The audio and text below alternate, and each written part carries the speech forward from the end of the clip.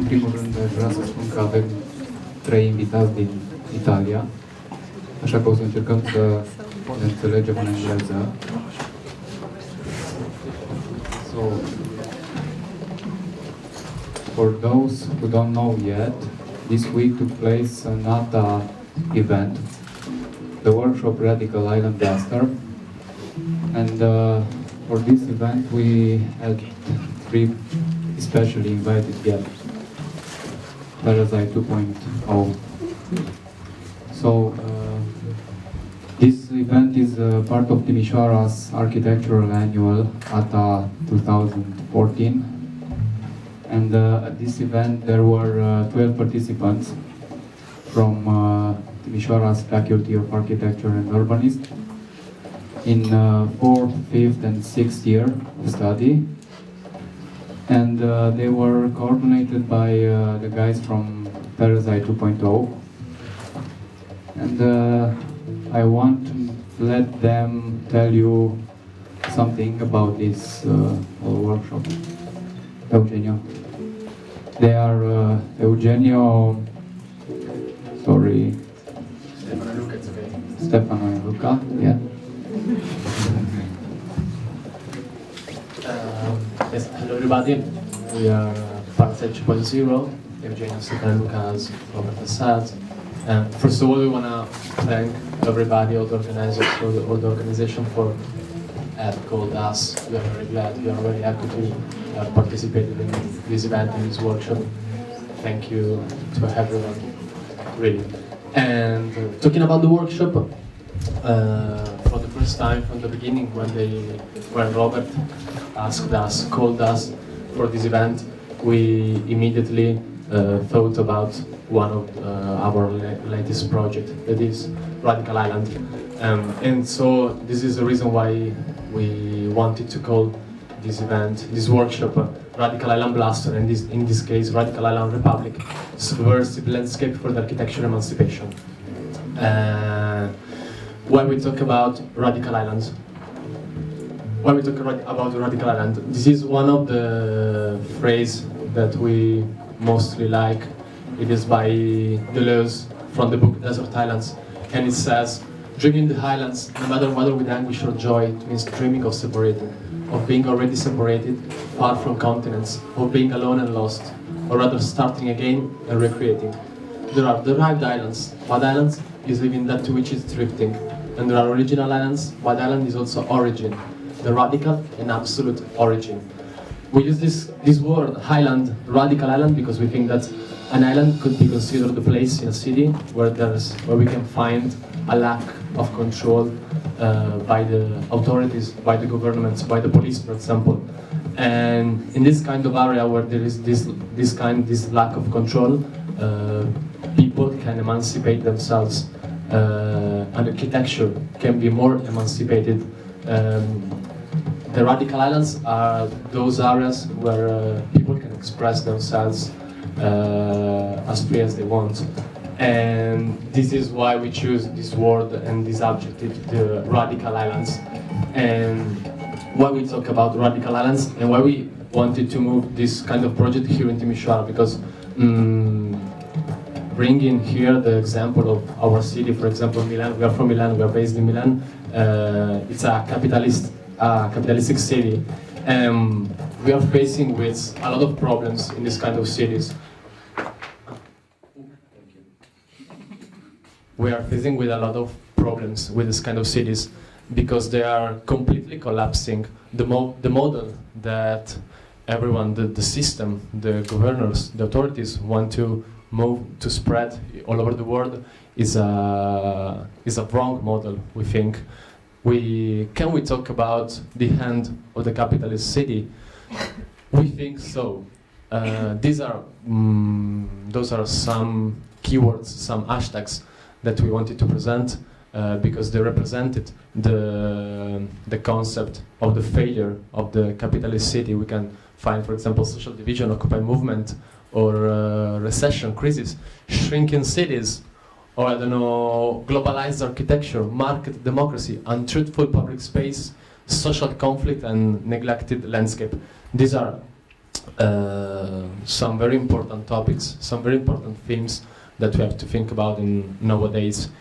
Why we wanted to move our project Radical Island here in Timișoara, because we think that Timișoara, and this, talking about always shrinking cities, this is, maybe you are not going to believe on what I'm saying, but this is Detroit. It seems impossible that these streets and in these photos taken with the difference of 2-3 years, one from the other, are the same streets. It's the same street representing houses abandoned, and this is a perfect example of shrinking cities, of a failed model for our capitalist cities. And why we wanted to move our project Radical Island here in Timișoara, because we think that in Timișoara we can find some islands, some radical islands, in order to create this radical island republic. From the beginning we were thinking that our radical islands in this case could be the grey neighborhoods, because we think that in this kind of places, in this kind of areas of the city, there's that kind of lack of control I was talking about before. But then we have to admit that talking with the students after the first presentation on Tuesday, we understood that maybe we had to change something about this workshop, about this event. And so we started talking with them about a new approach for this workshop. And these are some pictures we have taken during these days representing what we've done.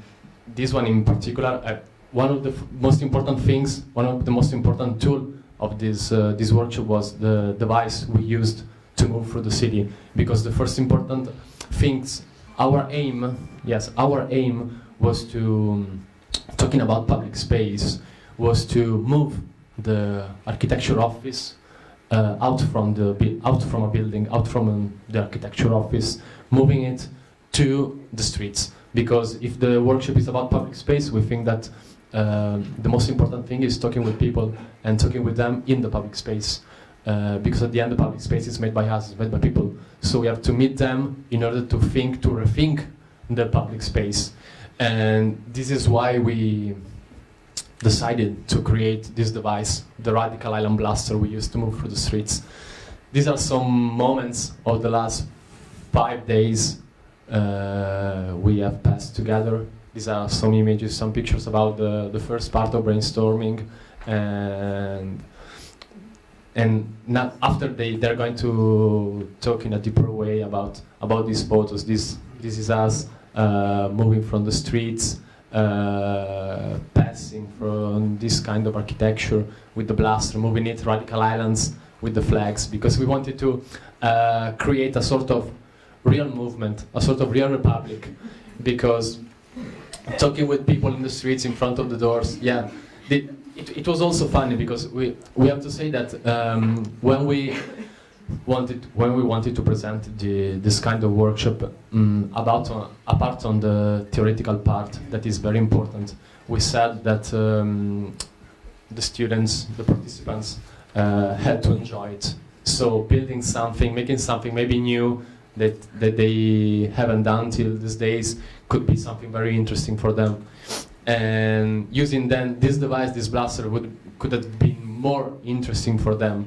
And these are always some pictures of these days. And what else? Yes, we wanted to, with this blaster, with these flags, with all these images we have made, create a kind of movement. Vai all'ultima slide così che è l'ultima. We wanted to create a movement, a radical island republic movement, because with this movement we wanted to fight for the city right and create a common sense of public space for an emancipated city, giving to the participants some tools and explaining them with some of our last experience, all the experiences of presenting them some European projects, a way to use these tools, and trying to understand also the adaptability of these tools to the different areas where they can be used. And well, that's nothing. I'm leaving to them the scenario, and the first person who wants to talk. Because yes, because they're going to present themselves each part of the workshop. I can say that this is our presentation made by me, Luca, and Stefano, and they decided to make their presentation to explicate, to present their impressions, their vision of this workshop. Thank you. Who has to speak?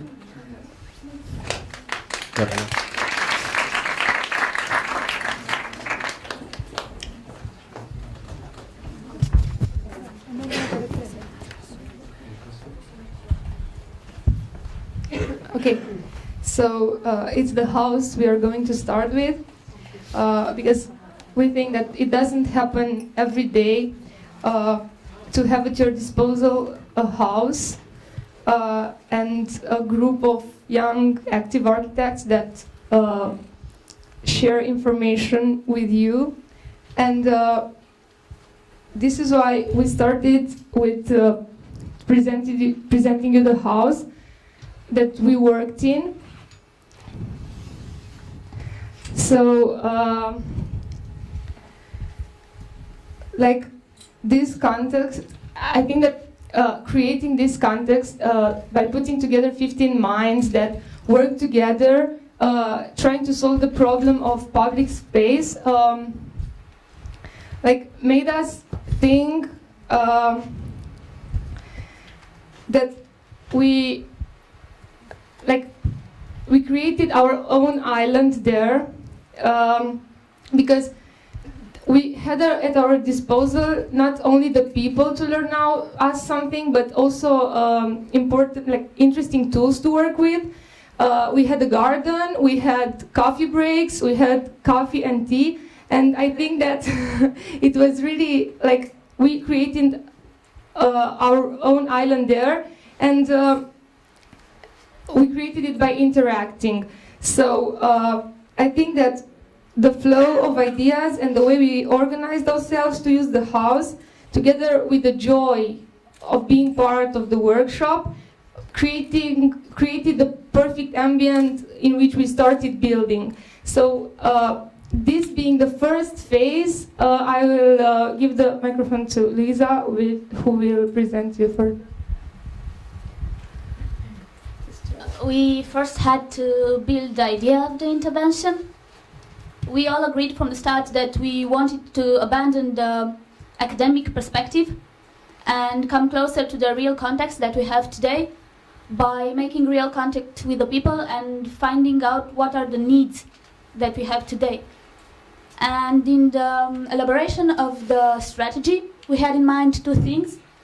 First, we thought that people should think more about the public space, and they should be questioning themselves more about this concept and this space that belongs to them. And on the other hand, we thought important to try to find the limits between what is acceptable, what is desirable, and what is thing to be allowed in the public space. So for the first phase, we thought of making up a different kind of dialogue with the people. I'm talking about a written dialogue, taking into account that some of the people relate better with this type of communication. And, well, we thought that on one hand they should think more about the space and the problems there are in the urban space, and on the other hand they might have some questions of their own because it might be possible that they're not well informed. So we were trying to make up this kind of dialogue, but we thought that we should make the first step. So we written some questions of our own, which we printed on stickers. We thought this would be a bit fun and attractive, so that the people could take the questions they liked and think them over home. The second part was thought to be a short dialogue each of us would have with each person that would visit us, so that at the end of the program we hoped to be able to make a carta of the relationship between public space and people and citizens. This carta we saw it as a carta of perceived freedom, which took into account three elements: the desire, the common sense, and the legislations. These three elements we think that become vectors of perception, which define in the end the self-imposed limits of the people regarding to their implication and participativity. And the final purpose of the whole intervention was actually to increase implication of people regarding to the public space. Yeah, right. And now let's talk about some tools. The whole process was very interactive and funny in the same time. We collaborated, we split in teams, and we started to do the construction of the blaster. It was very funny. I learned new things. Actually, I learned how to use șoricelul. And all of us learned stuff from this. And I enjoyed every moment of that kind of work. I think we should have a place like this in our school because it's very interactive to work in teams, and we should have it to do more workshops like this, or not necessary workshops, but work like this all together. Thank you. Okay, so this is what happens when you start playing around with different materials, textures, or forms. Parasite 2.0 theme is the evidence of how constructive are the ideas when you do that. So their so-called toy, the primitive archi-tool in the images, is encouraged by this new 3D printer revolution era and the making of the basics from the primitive shelters which conduct infinite variations of skeleton forms. In our case, an octagon. It's very interesting, the symbolic part of number of possibilities, the feeling of creating almost every shape you want, from small pieces, a chair or maybe a table, to an incredible installation, a pavilion maybe, or even homes. The architecture can reach a whole new level only from a do-it-yourself concept, working of course with beautiful people. Okay, so now I'm gonna talk about the actual project, Architecture on the Move. This was the first step. We built this installation and now we had to move it to the square. So although the initial plan was to do the happening in Sinaia Square, the journey itself was full of surprises. People were very curious about this moving object passing through their city. They stopped to question us about our activity. And then when we talked to them, they started to congratulate us. It's interesting to notice that the first people who seemed interested and willing to participate in a discussion about public space were the ones who were from marginalized social groups like homeless people, Roma people, children, the elderly, or bicyclists who just do the slalom through traffic. So, yeah. This shows us just how important this topic is, the public space. The fact that they came and talked to us and they actually gave us sincere responses, this shows us that this public space is an important element to each one of us, no matter of your social background or your education. So the idea of a passing installation seemed to be an attraction. The interaction with the moving object is by default set in a time frame. So the intrigued people only had one shot to satisfy their curiosity about us. So they took it. They asked us. That's it. I would like to say how good I felt participating to an open air studio, because an open air studio brings you different results than a typical architecture studio.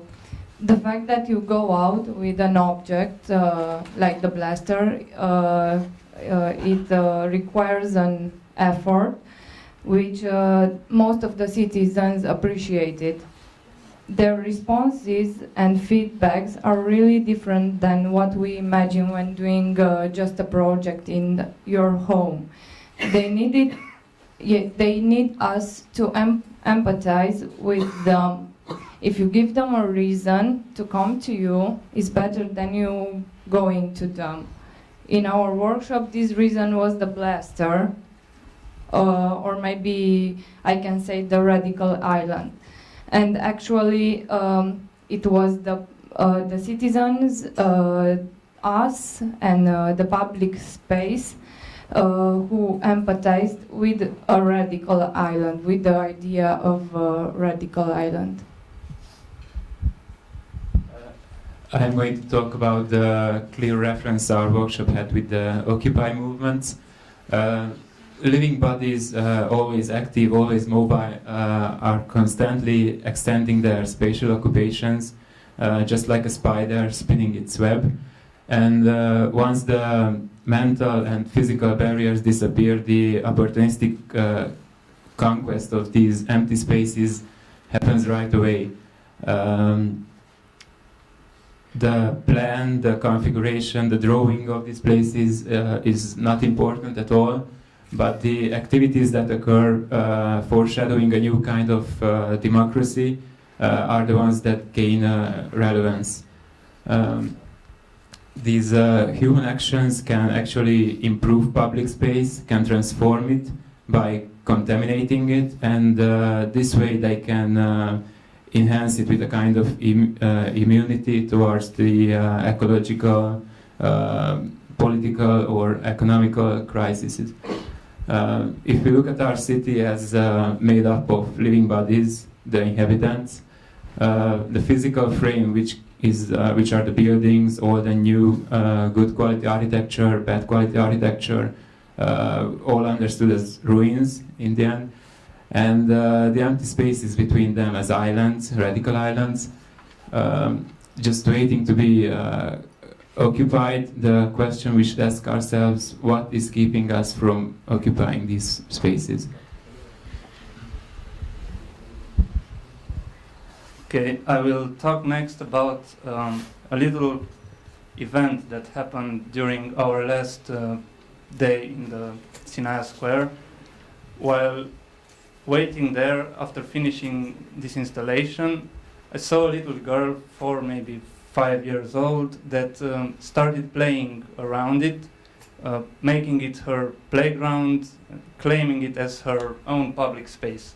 And that really made me think that public space has a flexibility that allows it to integrate and adapt to new insertions of this kind, for example.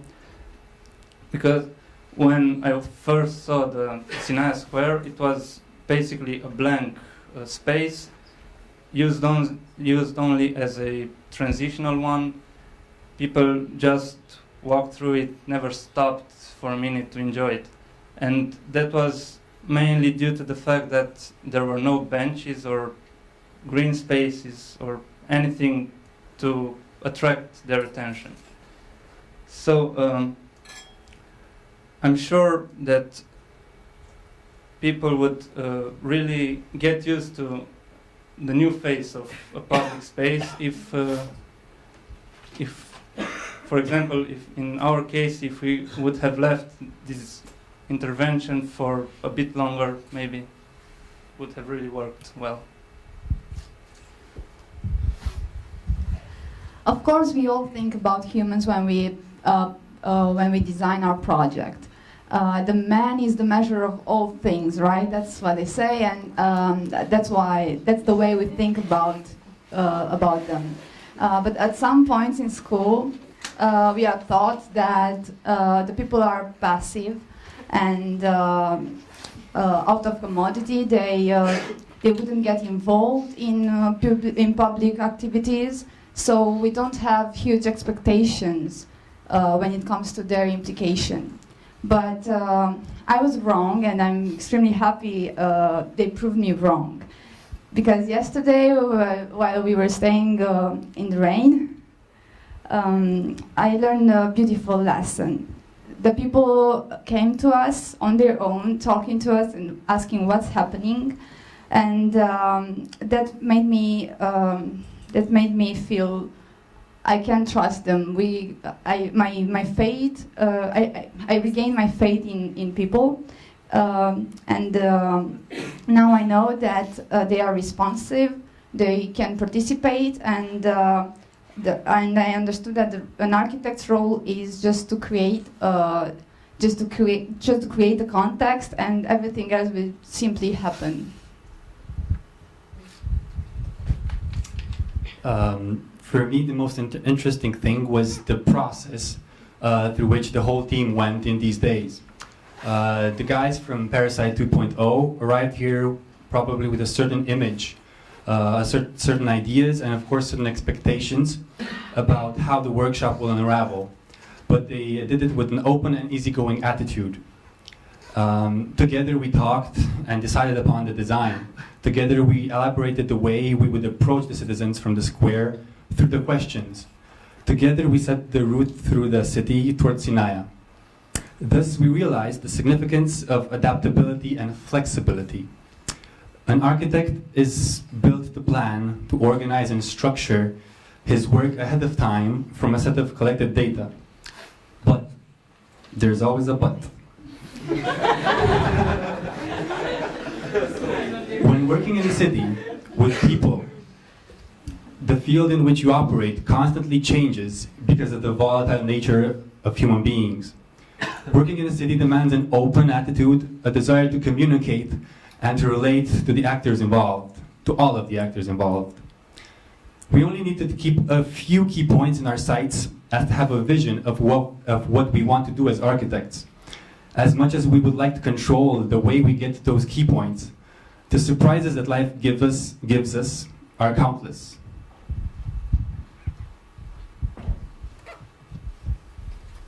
Okay, so after we finished this entire field work, which was sort of the main part of the process, we also had to try and organize all the information we got, because we got a lot of these information sheets which were completed or with complaints or questions from the people.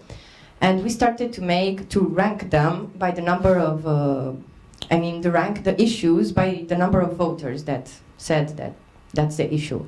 And we came up with this top 4, let's say it, with the most common and recurring problems that the people told us about. And yeah, you can see it's really kind of straightforward. I mean, exactly the first things you would think about: insufficient benches, poor park maintenance, littering.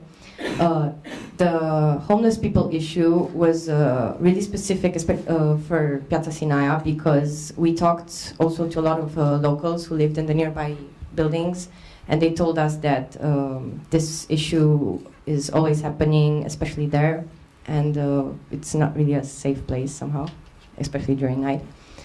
And last but not least, a lot of complaints about the lack of safety or lack of green spaces, and generally about the mentality of the people and the way they treat these spaces, and how there's no such thing as a sense of community.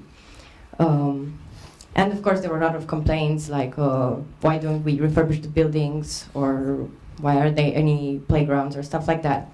But the thing which was most surprising for us when we processed these results was that before, when we had the theory part, we were expecting to hear really radical stuff from the people, like, I don't know, insane ideas, thinking out of the box and something. And we were a bit surprised to see that people had these really basic needs. And I think that in the end, the answer is in the simple things, which we tend to neglect a lot of times. And, well, also, here we have a radical proposition from a 5-year-old kid. Yeah, she wanted a stable in the public space, but yeah. And But also we had a few people who also thought about using the public space or defining the public space from an action point of view or from the events that take place in there. For example, there was a lady who wrote that she would like to, for example, just share books in parks. If you know, there's that event where you forget books on a bench just to have somebody else take it.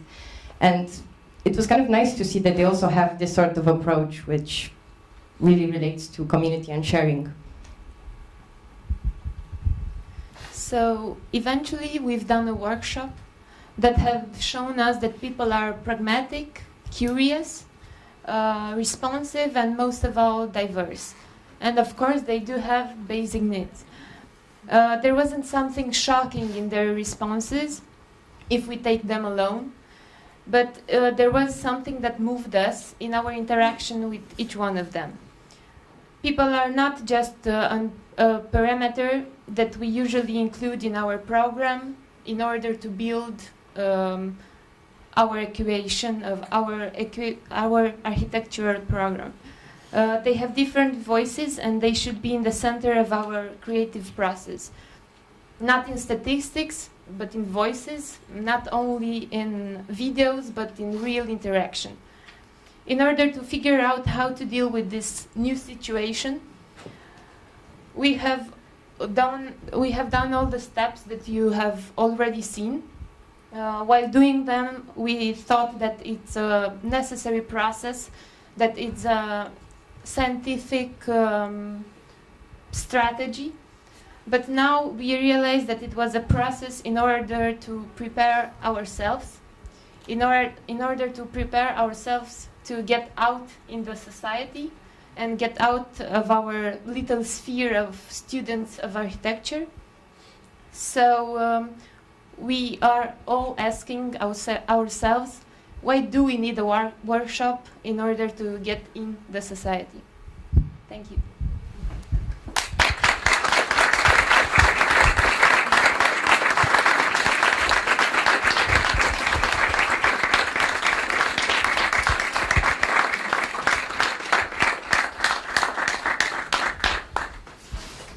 Before closing this presentation, I would like to thank you very much to our coordinators, Parasite 2.0, and all the 12 students who participated in this process. And I would like to name it all. Thank you Eugenio Cosentino, Luca Marullo, and Stefano Colombo.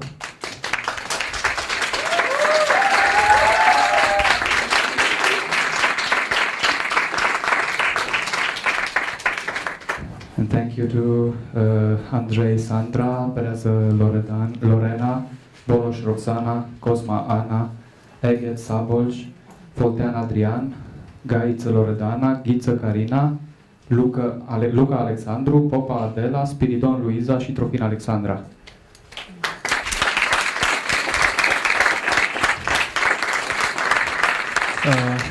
For their involvement in this process, I would like to give them some diplomas of participation.